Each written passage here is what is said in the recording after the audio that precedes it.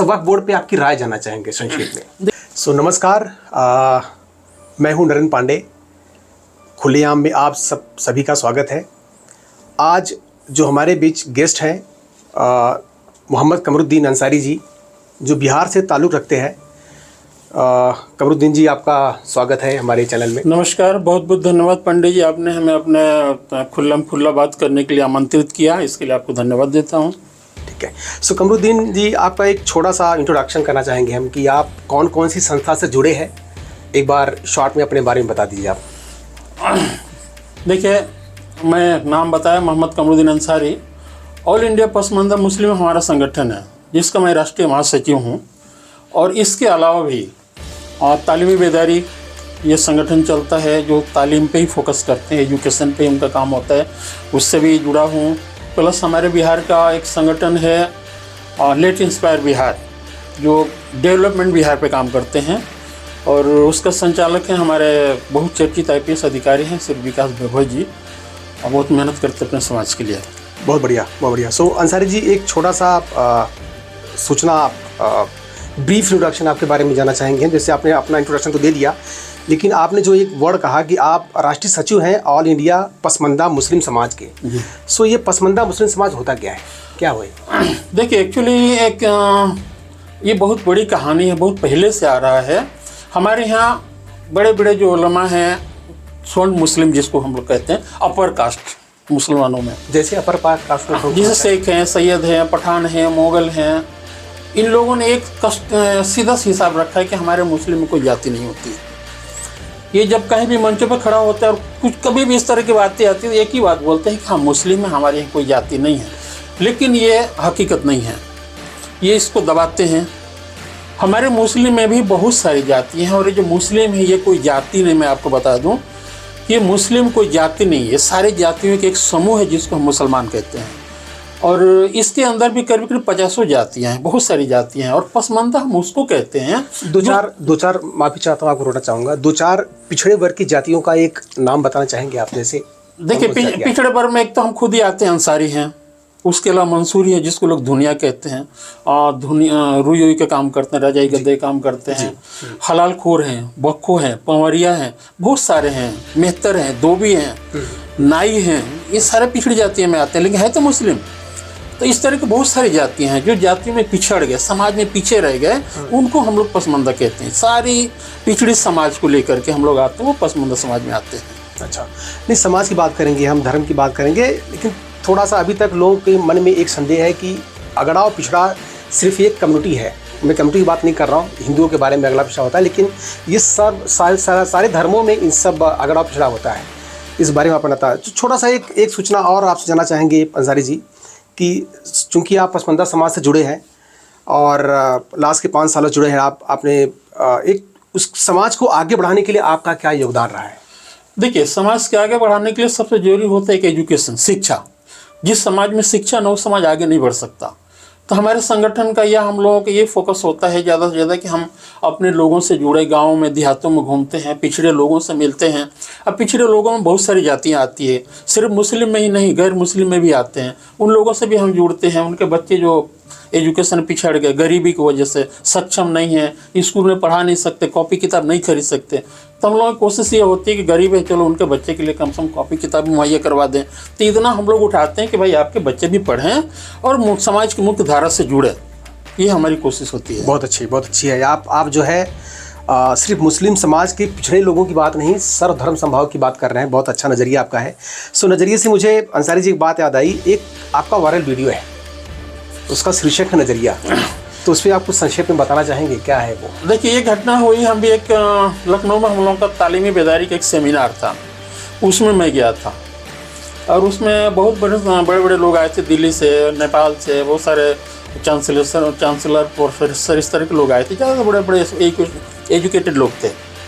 वहाँ पे मुझे बोलने का मौका मिला। तो बोलते बोलते मैंने एक अपना शीर्षक रखा, छोटा सा आर्टिकल लिखता हूँ छोटा छोटा। मुझे याद आया कि चलो, आज जो समाज में इतना उथल पुथल है, इसके ऊपर एक शीर्षक मैंने सुनाया उनको। शीर्षक है क्या?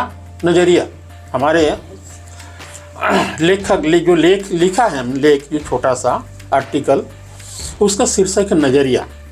अब नज़रिए 4 लोग हैं तो 4 नज़रिए से देखते हैं, सबकी नज़रिए अपनी अपनी होती है हर चीज़ पे, एक चीज़ पे नहीं, हर चीज़ पे। तो हम अपने उस आर्टिकल को आपके सामने मैं रख रहा हूँ, आपने जब याद दिलाई दिया कि बहुत वायरल हुआ तो वीडियो, आज भी बहुत सारे लोग याद करते हैं, जहाँ भी जाता हूँ फरमाइश होती है कि नहीं ज़रा उस आर्टिकल को रख दीजिए, पढ़ सुना दीजिए। तो मैं आपको सामने पेश करता हूँ कि जब हम छोटे थे, गांव में रहते थे, हमारे घरों में शौचालय नहीं हुआ करता था, उस दौर का यह शीर्षक है, ये लेख है। और शीर्षक हमने बताया कि नज़रिया। सुबह सुबह के टाइम एक मौलवी साहब हाथ में लोटे में पानी लेके गांव से निकले शौच के लिए। एक दरख्त के नीचे से गुजर हुआ, दरख्त का मतलब पेड़, उर्दू में दरख्त कहते हैं, पेड़ के नीचे से गुजर हुआ। उनके कान में एक आवाज़ पड़ी, उस पेड़ में बैठी एक पक्षी, एक चिड़िया कुछ बोल रही थी। मौलवी साहब को बहुत अच्छा लगा, लोटा रख दिया, बड़े प्यार से सुनने लगे, सुनते सुनते मुस्कुरा रहे हैं। इतने में एक पंडित जी गांव से निकले, हाथ में लोटे में पानी लिए शौच के लिए निकले। मौलवी साहब को मुस्कुराते हुए देख करके सीधे वहीं आ गए। अरे मौलवी साहब, सुबह सुबह अकेले मुस्कुरा रहे, कोई खजाना मिल गया क्या आपको? मौलवी साहब ने कहा नहीं पंडित जी, जरा सुनिए जो पेड़ पे चिड़िया बैठी है क्या बोल रही है। पंडित जी मुस्कुराए, बोले चिड़िया की भाषा मुझे नहीं आती है, जरा आप ही बता दें चिड़िया क्या बोल रही है। मौलवी साहब ने कहा कि ये जो चिड़िया है ये बोल रही सुभान तेरी कुदरत, सुभान तेरी कुदरत। कितनी खुशी की बात है, सुबह सुबह का टाइम है, हमारे अल्लाह का कलाम पढ़ रही है चिड़िया, इसलिए मैं मुस्कुरा रहा हूँ। पंडित जी ने कहा जरा मैं भी तो सुनूं, तो 2 मिनट मौन धारण किया। फिर पंडित जी मुस्कुराए, अरे मौलवी साहब, ये चिड़िया सुभान तेरी कुदरत, सुभान तेरी कुदरत नहीं बोल रही है, ये चिड़िया तो सीधा सीधा बोल रही है राम लक्ष्मण दशरथ, राम लक्ष्मण दशरथ। दोनों आपस में भिड़ गए। अब चिड़िया का भाषा ना उनको आता ना मुझे आती है, वो चिड़िया चाहे जो बोल रही हो, लेकिन दोनों आपस में भिड़ गए। इतने में एक पहलवान जी गांव से निकले, हाथ में लोटे में पानी लिए हुए। दोनों को लड़ते हुए देखे तो उधर ही आ गए। भाई दो महारथी सुबह सुबह क्यों लड़ रहे हो? दोनों ने अपना अपना दुखड़ा सुनाया। मौलवी साहब ने कहा कि ये चिड़िया बोले सुभान तेरी कुदरत, सुभान तेरी कुदरत। पंडित जी बोल रहे हैं कि नहीं ये चिड़िया बोले राम लक्ष्मण दशरथ, राम लक्ष्मण दशरथ। पहलवान जी मुस्कुराए, बोला जरा मैं भी तो सुनूं। 2 मिनट मौन धारण किया। फिर पहलवान जी मुस्कुराए, अरे मौलवी साहब आप तो व्यर्थ में लड़ रहे हैं, ये सुभान तेरी कुदरत, सुभान तेरी कुदरत नहीं बोल रही है। पंडित जी आप भी व्यर्थ में लड़ रहे हैं, ये राम लक्ष्मण दशरथ, राम लक्ष्मण दशरथ नहीं बोल रही है, ये तो सीधा सीधा बोल रहे हैं कि पहलवान तेरी कसरत, पहलवान तेरी कसरत। 2 से 3 हो गए, तीनों आपस में भिड़ गए, तू मैं हो गई तीनों की। इतने में गांव से किसान निकला, हाथ में लोटे में पानी। सभी शौच के लिए सुबह सुबह निकलते हैं। तीनों को लड़ते हुए देखा तो उधर ही खींचा आया। तीनों ने अपना अपना दुखड़ा सुनाया कि भाई तुम किसान हो, तुम सच्चे इंसान हो, तुम ही फैसला करो कि चिड़िया क्या बोल रही है। तीनों ने अपना अपना दुखड़ा सुनाया। किसान भी 2 मिनट के लिए मौन धारण किया। फिर किसान मुस्कुराया। बड़े प्यार से किसान बोला कि मौलवी साहब, ये चिड़िया सुभान तेरी कुदरत, सुभान तेरी कुदरत नहीं बोल रही है। और पंडित जी ये चिड़िया राम लक्ष्मण दशरथ, राम लक्ष्मण दशरथ भी नहीं बोल रही है। पहलवान जी आप तो व्यर्थ में लड़ रहे हो, ये तो पहलवान तेरी कसरत, पहलवान तेरी कसरत भी नहीं बोल रही है। अरे ये चिड़िया तो सीधे सीधे लहसुन प्याज अदरक बोल रही है। अब चिड़िया चाहे जो बोल रही हो मुझे नहीं मालूम, बहुत बढ़िया। लेकिन 4 हो गए ना, चारों लड़ लिया। आज भी वही चल रहा। मालिक एक है सारा दुनिया का, चाहे आप अल्लाह कह लो, ईश्वर कर लो, वाहेगुरु कर लो, जो कह लो, मालिक एक ही है, लेकिन लड़ाई आज भी जारी है। वो हम सबकी संतान है। अच्छी सोच है, अच्छी स्टोरी आपने सुनाई अंसारी जी। सो एक छोटा सा सवाल आपसे और है, जैसे आप लेट्स इंस्पायर्ड बिहार से जुड़े हैं, सो बिहार के विकसित करने में या फिर विकसित होने वाला अभी जो है उस पर आपका क्या योगदान है, उस पर क्या काम कर रहे हैं आप?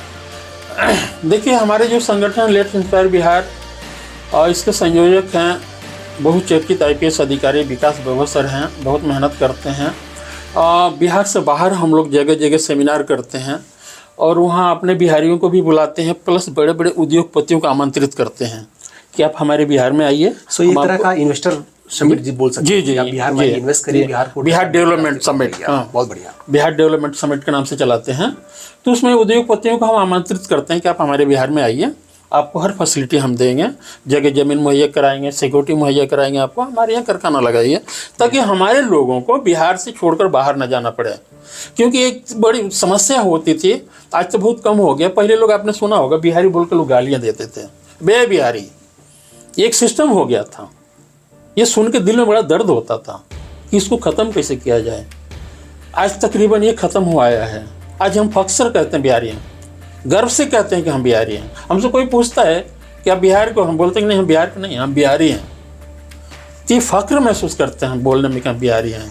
तो हम लोग बिहार को डेवलप करने में लगे हैं। हमारे विकास बाबू जी बहुत मेहनत कर रहे हैं, हम लोग उनके साथ हैं।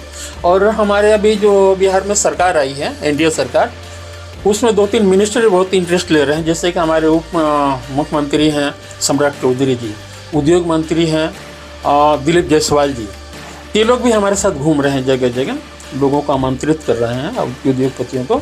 और इसका रिजल्ट भी मुझे देखने को मिल रहा है। आज बिहार में बहुत सारी कंपनी हमारे यहाँ आ रही हैं और इन्वेस्ट करने को इच्छुक हैं। बढ़िया है। सो लोग, अगर सभी लोग अपने अपने स्टेट के डेवलपमेंट की बात करें, अपने लोकेशन के डेवलपमेंट की बात करें, अपने वार्ड की, जैसे महाराष्ट्र में आजकल चुनाव का माहौल है, वार्ड वाइज इलेक्शन चल रहे हैं, तो ward wise election, ward wise development, state wise development, फिर जाके एक विकसित भारत का सपना संकल्प होगा। आपकी नेक सोच भारत को आगे लेके जाएगी। कमरुद्दीन जी, एक छोटा सवाल आपसे और है, चूँकि आप मुस्लिम समाज से जुड़े हैं, तो 4-6 महीने पहले एक बहुत चर्चित मुद्दा था वक्फ बोर्ड, उस पर आपकी राय क्या है? हाँ देखिए, ये बहुत बड़ी मुद्दा है, छोटी मुद्दा नहीं है। वक्फ बोर्ड जो विधेयक सरकार लेके आई 2024 में, वहाँ पे बहुत हंगामा हुआ पार्लियामेंट में। फिर वहाँ से गवर्नमेंट ने एक ज्वाइंट पार्लियामेंट्री कमेटी बनाई 29 सांसदों की, और उनके सुपुर्द कर दिया। उनका काम क्या दिया कि बड़े बड़े शहरों में घूमें और हर समाज के बुद्धिजीवियों को इकट्ठा करें और उनसे राय लें कि इस पर क्या होना चाहिए। संता क्रूज हम लोगों का ताज होटल है, ज्वाइंट पार्लियामेंट्री कमेटी यहाँ आई थी, उसमें हमें अपॉइंटमेंट करके दिया गया था। मैं भी गया था उसमें। आपको इनवाइट किया गया था? हमें भी अपनी इनवाइट किया राय था। दीजिए। बढ़िया। तो मैं भी वहाँ पे अपनी राय दिया। हमें कुछ उसमें कमियां दिखी तो वहाँ पे सुझाव भी रखे, बाकी अपना राय रखा मैंने कि इसको ये होना चाहिए, इसमें ये नहीं होना चाहिए। गवर्नमेंट ने मान लिया, वक्त संशोधन पारित हुआ, अच्छा लगा मुझे। लेकिन सबसे पहले मैं आपको बताना चाहूँगा कि हमारे समाज के बहुत सारे लोग ऐसे हैं कि वक्त के विषय में जानते नहीं हैं। गाँव में ऐसे भी बहुत सारे लोग हैं, वो बोलते हैं कि वक्त होता क्या है। मैं गाँव में घूमता हूँ, समाज के बीच जाता हूँ, तो वक्त होता क्या है कि जो भी, अगर वक्त का मतलब दान होता है, अगर कोई दान करता है तो उनके दिमाग में, उनके जहन में 2 चीज़ होती है कि भाई हम अगर ये प्रॉपर्टी दान करते हैं तो इससे हमारे सरकार की भला होनी चाहिए, ये प्रॉपर्टी हमारे सरकार के काम आनी चाहिए। और दूसरी क्या होना चाहिए कि हमारे सरकार के काम मतलब सरकार उसको, जो उसके लाभार्थी हैं, सही मायने में उसका डिस्ट्रीब्यूशन करे, उनको बताए कि जी बताऊंगा मैं आपको। तो दूसरे जो होता है वो कि हमारे गरीब तबके जो हैं उनके काम आए। अब गरीब तबके के काम किस तरह से आएगा? अब मान लीजिए वक्फ बोर्ड इतनी बड़ी संगठन है, छोटा नहीं है, बहुत प्रॉपर्टी है उनके पास, तो इनको चाहिए था कि उस पैसे से जो इन्वेस्ट किया गया है वक्फ बोर्ड के माध्यम से, जो लोगों ने दान किया, सारे प्रॉपर्टी को जगह जगह यूज़ कर रहे हैं ना, भाड़ा पे दिए हो चाहे जहाँ भी दिए हो, कमाई हो रही है ना, तो उस पैसे से अच्छे स्कूल बनाते गरीबों के लिए, बड़े बड़े यूनिवर्सिटी बनाते, तो यूनिवर्सिटी बनाते, स्कूल बनाते। सिर्फ चूंकि ये वक्फ बोर्ड मुसलमानों के लिए है, लोग ऐसा बोलते हैं, तो उनके बच्चे उसमें पढ़ेंगे, या फिर अगर हॉस्पिटल बनवाए तो उनके बच्चे जाके वहाँ पे उसकी सुविधा लेंगे? देखिए यही चीज़ मैं आपको बता रहा हूँ, क्लियर कर रहा हूँ। अगर एक स्कूल बना दिया जाए तो शिक्षा पे किसी एक कम्युनिटी की कब्जा नहीं, किसी की बपौती नहीं है, वो सबके लिए है। अगर आप स्कूल बनाते हैं तो सारे लोगों के बच्चे उसमें पढ़ेंगे, तो वो देश का काम आएगा। अगर आप एक हॉस्पिटल बनाते हैं तो सारे लोगों का इलाज करेगा वो, उसमें हिंदू और मुस्लिम पूछ के नहीं आएगा, तो वो देश का काम आएगा। तो दोनों काम एक साथ करेगा वो, हमारे गरीब तबके का भी काम कर रहा और देश का भी काम कर रहा, क्योंकि भला किसके लिए कर रहा है? आवाम के लिए कर रहा है, जनता के लिए कर रहा है, तो देश का काम कर रहा। लेकिन वक्फ बोर्ड ने किया नहीं, इस तरह के कुछ भी नहीं बनाए।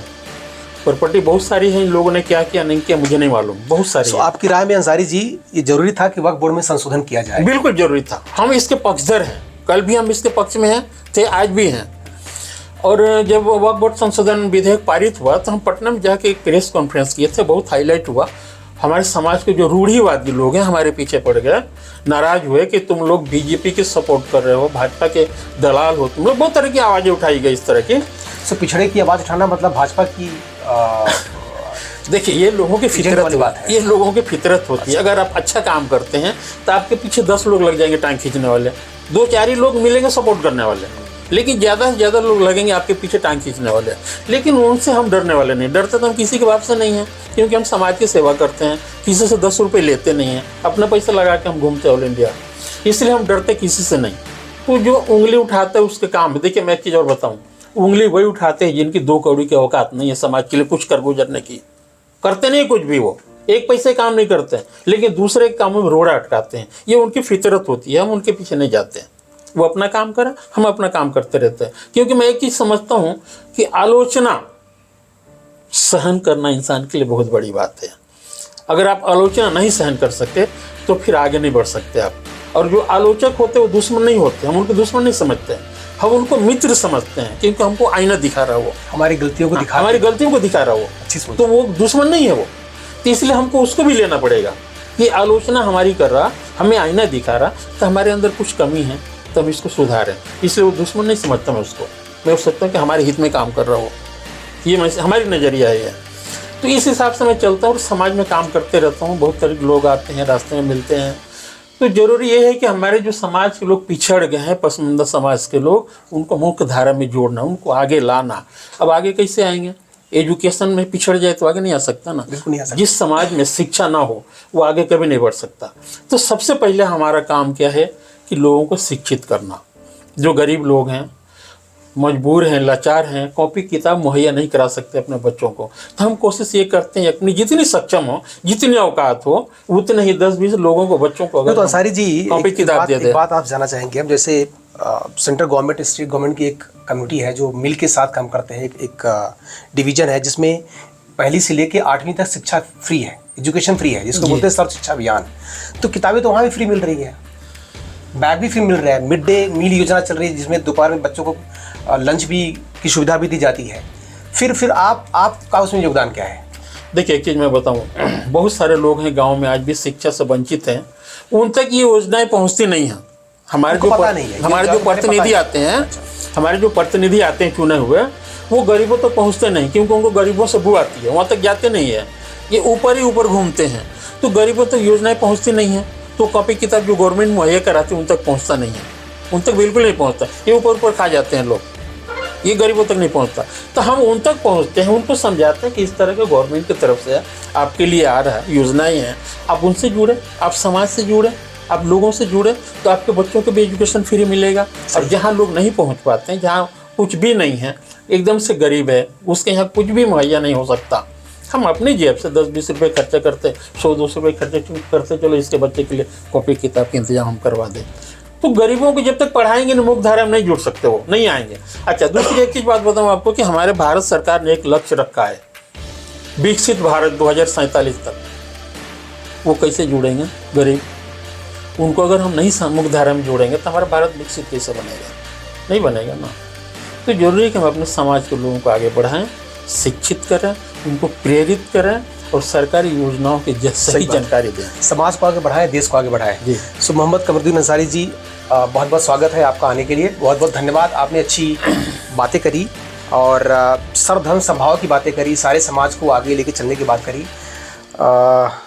अगली बार हम आपको दोबारा फिर से बुलाना चाहेंगे। अब चाहेंगे कि आप हृदय से जिस तरह से आपने बातें करी है, फिर से अपनी बातों को आप पॉडकास्ट के माध्यम से, हमारा जो पॉडकास्ट खुलेआम, लोगों तक पहुँचाएँ। बहुत बहुत धन्यवाद पांडे जी, आपने हमें आमंत्रित किया, इसके लिए आपको भी धन्यवाद।